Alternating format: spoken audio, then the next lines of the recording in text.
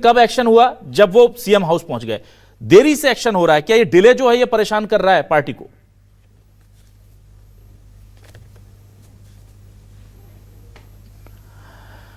उषा जी से लगता है संपर्क टूट गया है मेरा। उषा जी, आप मुझे सुन पा रही हैं?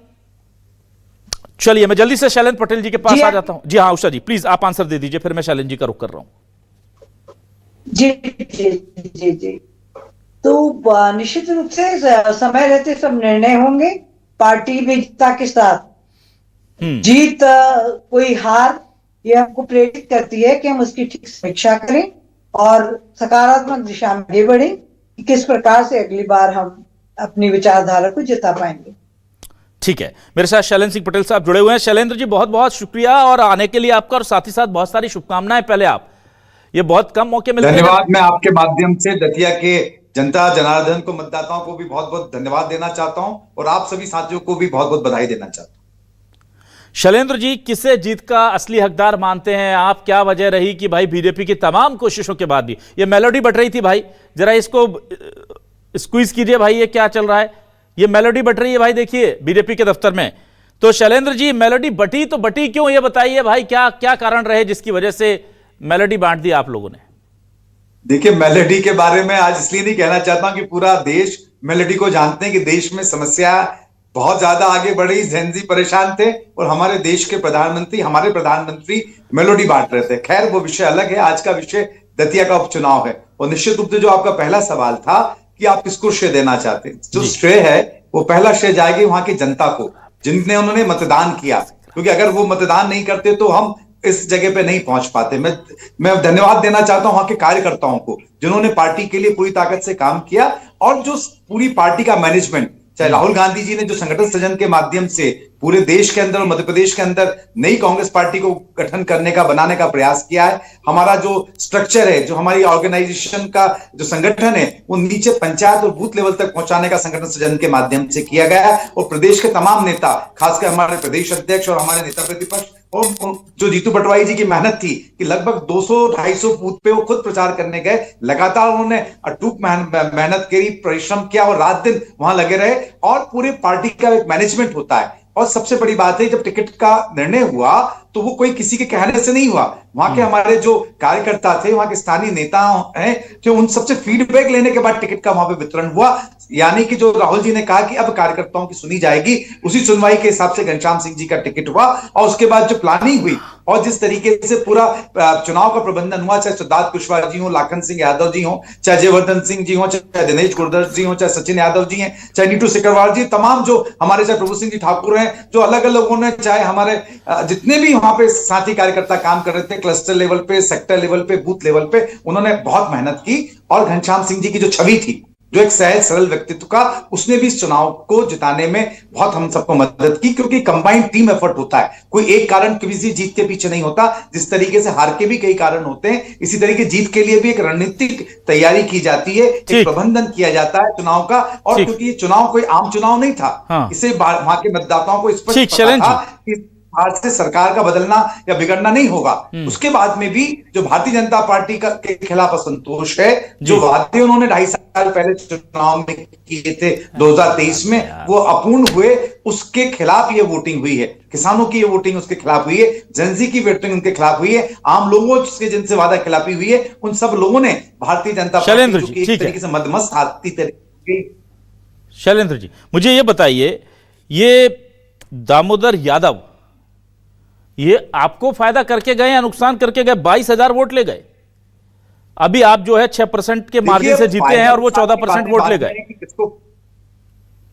निश्चित रूप से, क्योंकि आज जो मतदाता होते हैं वो अपने आप में निर्णय लेते हैं और किसी भी उम्मीदवार को चुनाव लड़ने का हक होता है। दामोदर यादव भी लगातार वहां पे सक्रिय हैं, वहां पे काम कर रहे हैं। अब मैं कहूंगा कि हमारे वोट ले गए या बीजेपी कहेंगे वोट ले गए, वोट तो किसी ने नहीं देखे, ये आकलन बाद में आएगा। विषय ये है आज सबसे बड़ी बात अभिलाष जी की, जो वहां के कार्यकर्ताओं ने मेहनत की है, क्योंकि थर्ड उस इलाके में ग्वालियर चंबल में हम देखते हैं वहां पे थर्ड फोर्स भी कहीं ना कहीं वोट लेके जाती है, 15-20% उनके वोट जाते हैं। जो यूपी से लगा हुआ इलाका है, दतिया और यूपी बॉर्डर है, वहां पर कहीं ना कहीं थर्ड फोर्स या फोर्थ फोर्स का भी इन्वॉल्वमेंट रहता है। बाकी तो हमारा सेंट्रल इंडिया है और जो बाकी का हमारा हिस्सा है, वहां पे कांग्रेस तो बीजेपी सीधे तौर पर चुनाव लड़ती है, लेकिन उस बेल्ट में और चाहे हम विंध्य इलाके में चले जाएं, वहां थर्ड फोर्स भी काम करती। कोई पहला चुनाव तो था नहीं जहां पे थर्ड फोर्स ने वहां पे वोट लेके गए। और दतिया की भी हम तासीर देखेंगे, वहां पूर्व में भी निर्दलीय भी चुनाव जीते हैं, समाजवादी पार्टी से भी चुनाव जीते हैं, तो वहां पे मतदाता अपने हिसाब से समझदार मतदाता है और समझदार मतदाताओं ने ये चुनाव में अपना वोट का परिचय दिया। तो मैं क्वेश्चन नहीं उठाना चाहूंगा कि उन मतदाताओं ने का वोट दामोदर जी को किसका गया। ठीक है, सरवन नगेले जी, समाजवादी पार्टी ने समर्थन दिया एंड टाइम पर जाकर के कांग्रेस को। दामोदर यादव से के साथ जो डैमेज करने की कोशिश की गई थी, क्या वो समाजवादी पार्टी के समर्थन से बैलेंस हुआ? क्या कांग्रेस की रणनीति बहुत कामयाब हुई? आज जीतू पटवारी ने अखिलेश यादव को इसके लिए बहुत शुक्रिया भी कहा और कहा कि हमारी जीत में आपका भी बहुत बड़ा रोल रहा है। तो ये क्या आपको लगता है कि बहुत अच्छा एक रणनीति थी और ये फैसला बहुत सही रहा दोनों के लिए, अखिलेश यादव के लिए, समाजवादी पार्टी के लिए भी रहा और कांग्रेस के लिए तो ऑब्वियसली रहा ही? देखिए अभिलाष जी, ना केवल ये दतिया उपचुनाव के लिए ये जो रणनीति कामयाब हुई है सपा की और कांग्रेस की दतिया उपचुनाव के संदर्भ में, इसके दूरगामी परिणाम आएंगे। जैसा कि अभी तक जो ट्रेंड चलता रहा है कि राहुल गांधी जी और अखिलेश यादव जी की परम मित्रता है और एक दूसरे को वो सपोर्ट भी करते हैं, चाहे पार्लियामेंट में हो या किसी भी नेशनल इश्यूज पर कोई बात आती हो। और पहले भी उनका समझौता उत्तर प्रदेश चुनाव में हो चुका था और उसी कड़ी का ये हिस्सा है कि आगे की रणनीति हमारी बरकरार रहे। और जैसा कि आपने भी कहा है, बिल्कुल सच है कि दतिया में यादव बाहुल एरिया भी है और वो यूपी से लगा हुआ है और समाजवादी पार्टी का वर्चस्व भी है। तो जो उत्तर प्रदेश और मध्य प्रदेश का जो बॉर्डर एरिया रहता है, वहां पर जो उत्तर प्रदेश में जिस दल की भी सरकार रही हो या पार्टी का संगठन रहा हो, चाहे समाजवादी पार्टी हो, बसपा हो या कांग्रेस या बीजेपी, उसका प्रभाव वहां पड़ता है। क्योंकि मध्य प्रदेश में बीजेपी की सरकार है, वहां नहीं है, तो वहां सपा का प्रभाव पड़ा है। और बीएसपी का भी वोट भी दामोदर यादव को मिला है, क्योंकि बीएसपी बुंदेलखंड में बहुत सक्रिय अभी से नहीं, कांशीराम जी के समय से रही है। ये उसका निष्कर्ष जो मेरे को प्रतीत होता है, जो राजनीतिक हकीकत भी है। अब जहां तक एक बार बार ये विषय आ रहा है कि वो 24 घंटे पहले या 18 घंटे पहले दतिया में जो हुआ है, देखिए माननीय अभिलाष जी, आप भी जानते हैं कि रातों रात चुनाव की फिजा इतनी नहीं बदल जाती जितना कि बताया जाता है।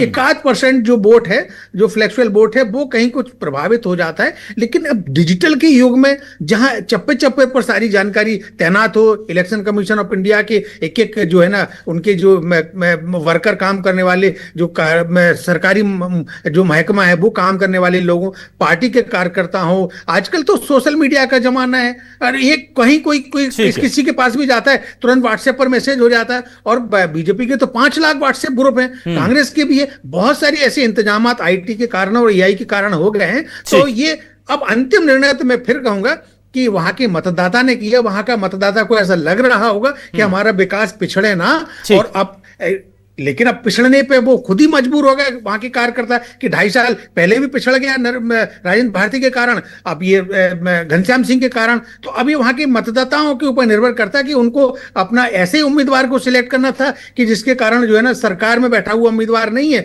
जो बाहर का उम्मीदवार है, वो कितना विकास करा पाएगा 2.5 साल में, आने वाला समय बताएगा।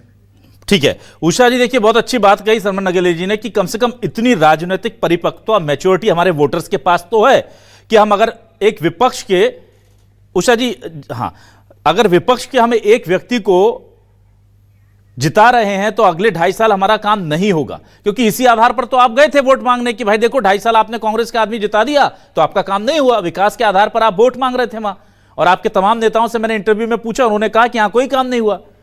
तो जब पार्टी को लेकर के जनता इतनी ज्यादा तय है कि भाई आप काम मत कीजिए पर हमें बीजेपी नहीं चाहिए, यह स्थिति तो बनी है। इसे तो स्वीकार करना पड़ेगा ना कि काम को भी तरजीह नहीं दी लोगों ने। लोगों ने कहा कि भाई बीजेपी के लोग मत देना।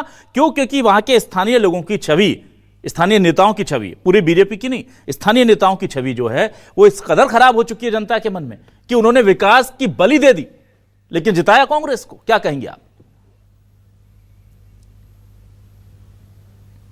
उन्होंने जो निर्णय लिया वो स्वविवेक से लिया, इसकी समीक्षा करके इसको सुधार करना, सकारात्मक दिशा में ले जाना, अब ये हमारी और हमारे संगठन की जिम्मेदारी है और हम इसे बखूबी करेंगे। कोई चिंता का विषय बड़ा नहीं है। ठीक है, अंतिम सवाल मैं ले लेता हूं जल्दी से शैलेंद्र पटेल जी। शैलेंद्र जी, मिठाइयां बांटिएगा, मेलोडी हमारे तक भी पहुंचा दीजिएगा, 2-4 ठीक है, अच्छी बात है, पर वो ईवीएम और वो खेला और वो चुनाव आयोग, उस पर आप लोग कुछ नहीं कह रहे। मैं इंतजार कर रहा था सुबह से, आप उनको कुछ भला बुरा नहीं बोल रहे। आप उषा जी मुस्कुराई हैं, उषा जी की बात सुनिए जरा, क्या बोल रही है उषा जी? जी, प्रश्न यही है कि सारा विपक्ष जब भारतीय जनता पार्टी जीते ईवीएम पर आरोप लगाता है। हाँ, ये तो है।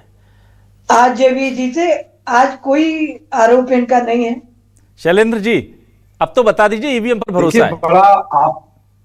देखिए, आपका बड़ा वाजिब प्रश्न है और बात यह है कि इस चुनाव से सरकार ना बनने वाली थी ना बिगड़ने वाली थी। और जब भारतीय जनता पार्टी को सरकार बनानी होती है तो जीते हुए विधायकों को बनी हुई सरकार को गिरा देती है, क्योंकि इनकी सेहत पे फर्क नहीं पड़ना था। तो निश्चित रूप से ईवीएम का मामला इस चुनाव में नहीं था। जहां तक प्रशासन की बात थी, जो उनका दुरुपयोग था, लगातार हमने इसकी शिकायतें की, लेकिन उसकी सुनवाई नहीं हुई है। वहां पे मैं खुद मौजूद था, कोई वहां पे पुलिस वाहन के द्वारा कोई चेकिंग वहां पे वाहनों की गई, वहां पे करने की जो आरोप था वो सत्य था। लगातार हमारे आरोप लगाने के बाद कहीं कोई कार्रवाई नहीं हुई थी। ये प्रशासन के दुरुपयोग के बाद में भी जब जनता ने इस चीज का करारा जवाब दिया, क्योंकि चुनाव थोपा हुआ था, क्योंकि चुनाव की जरूरत नहीं थी। और जब मतदाताओं की जहां तक बात होती है, मेरी बड़ी बहन अभी ठाकुर जी कह रही थी कि उनका फैसला, निश्चित रूप से उन्होंने फैसला लिया, और वो फैसला इसलिए लिया कि इसके पहले भी भारतीय जनता पार्टी की सरकार थी, वहां से मंत्री थे, तब विकास नहीं हुआ, तो अब हमें विकास की, तो उन्होंने देखा ही नहीं कि विकास क्या होता है। लेकिन उसके बावजूद सरकार के खिलाफ जाके फैसला दिया।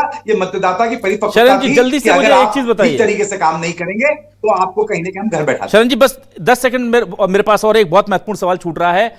राजेंद्र भारती के ऊपर एक्शन हुआ कि उन्होंने अपने समर्थकों के साथ डैमेज किया, पार्टी को सैबोटेज किया। क्या सिर्फ राजेंद्र भारती अकेले ने किया, या उनके समर्थक जो कांग्रेस के नेता हैं उनके ऊपर भी अब आगे एक्शन होगा? निश्चित रूप से, क्योंकि राजेंद्र भारती जी का नाम सामने था और कैंडिडेट ने खुद उनकी शिकायत की थी, और जो चुनाव लड़ रहा था उसकी शिकायत पे हाईकमान ने प्रदेश नेतृत्व के अनुसार उन पर कार्रवाई की। अन्य कोई भी शिकायतें वहां पे कैंडिडेट और संगठन देखेगा, उस पर आने वाली समय में उस पर कार्रवाई होगी, क्योंकि जो भी इस तरह का काम करता है वो पार्टी के खिलाफ होता है, और निश्चित रूप से वो सजा का हकदार है, और सजा देने के राजेंद्र भारती जी को मिली। ठीक है, तो अब ये चुनाव भले ही दतिया का हाथ से निकल गया बीजेपी के, लेकिन बीजेपी की सेहत पर असर पड़े ना पड़े, बीजेपी की छवि पर बहुत असर पड़ गया है। कांग्रेस के लिए भले ही सत्ता में आने का कोई रास्ता ना दिखता हो, पर 2028 के चुनाव के लिए भरोसा कायम हुआ है। और प्रदेश के लिए इस लिहाज से ठीक है कि जब सत्ता निरंकुश होती है या संगठन कोई भी जाकर के अति आत्मविश्वास में आ जाता है, तो उसे ऐसे झटके लगते रहने चाहिए। यह लोकतंत्र की खूबसूरती है कि अगर कोई मजबूत है तो वो अपने आप को सर्वशक्तिमान ना समझने लगे। इसलिए चाहे कोई भी पार्टियों में, हमेशा कहता हूं कि वो थोड़ा सा उसके अंदर डर होना जरूरी है, पर यह डर का असर केवल नरोत्तम मिश्रा पर निकलेगा या बीजेपी के बाकी नेताओं के ऊपर इसका असर दिखेगा, वक्त बताएगा। फिलहाल बहुत शुक्रिया करता हूं, दतिया की जनता ने भी एक अच्छा जनादेश दिया, क्योंकि स्वीकार बीजेपी और कांग्रेस दोनों ही कर रही है। हम भी मीडिया के नाते उनका जनादेश स्वीकार करते हैं और उन्हें शुभकामनाएं देते हैं चुनाव के लिए। कांग्रेस बीजेपी ने जिस ढंग से चुनाव लड़ा, उन्हें भी बहुत सारी शुभकामनाएं। जीत हार का क्या है, लोकतंत्र है, होती रहती हैं। बहुत शुक्रिया उषा जी, शैलेंद्र पटेल जी, सरवन नगेले जी, हमारे साथ जुड़ने के लिए, इस डिबेट का हिस्सा बनने के लिए। तमाम दर्शकों का शुक्रिया। नमस्कार।